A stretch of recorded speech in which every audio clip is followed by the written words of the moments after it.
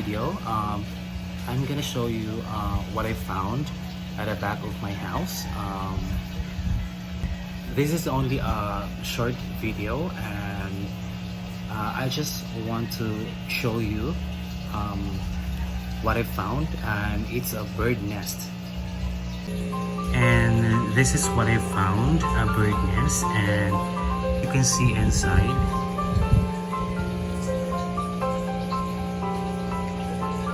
There are 4 birds, and it's so cute. Oh my God.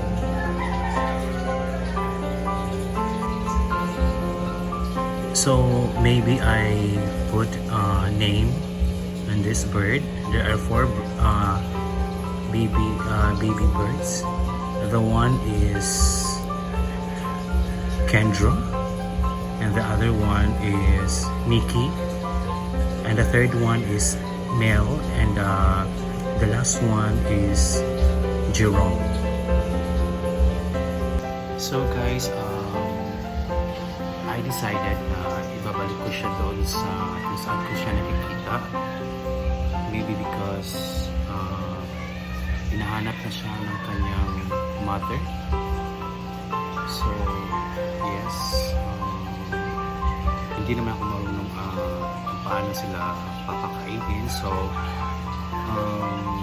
ibabalik ko lang sila kung saan sila nahulog, or ilalagay ko sila lang sa kahoy para mahanap sila ng kanilang magulang. So guys, I'm gonna show you kung paano ginagawa yung bird nest. It's really very cool. As you can see, there's a lot of grass, plastic.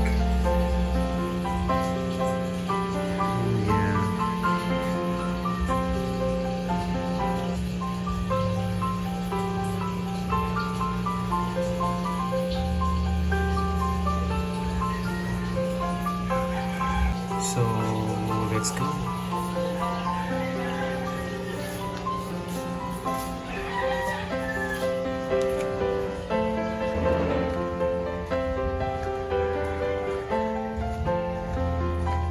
Ibabalik natin siya guys. Ibabalik natin siya guys.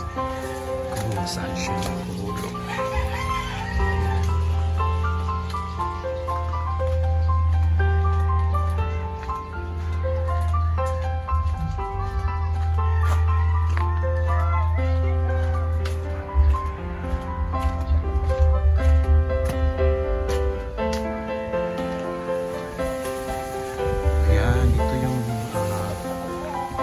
Namin guys.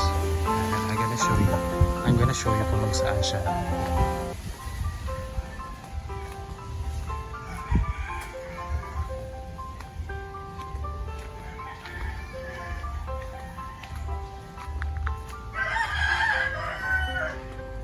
Ayan, dyan siya nahuhulog guys. So ito naman yung kahoy dyan. Paano ko yung aakyatin? Diyos ko Lord. Diyos ko. Paano? So guys, I decided na dito ko na lang siya ilalagay dito sa coconut tree. Diyan. Kasi maaabot ko lang. Diyan. Diyan. Dito ko siguro ilalagay siya. Diyan. Sana mahanap siya ng kanyang mother. Ayan guys, nilagay ko na siya dyan. Sana okay lang siya dyan. Okay lang sila dyan. At sana makita sila ng kanyang mother. Sana hindi sila kakainin ng pusa. Thank you for watching guys. Please like and subscribe to my YouTube channel, and be kind and have courage. That's all for today's vlog, guys, and see you. Bye.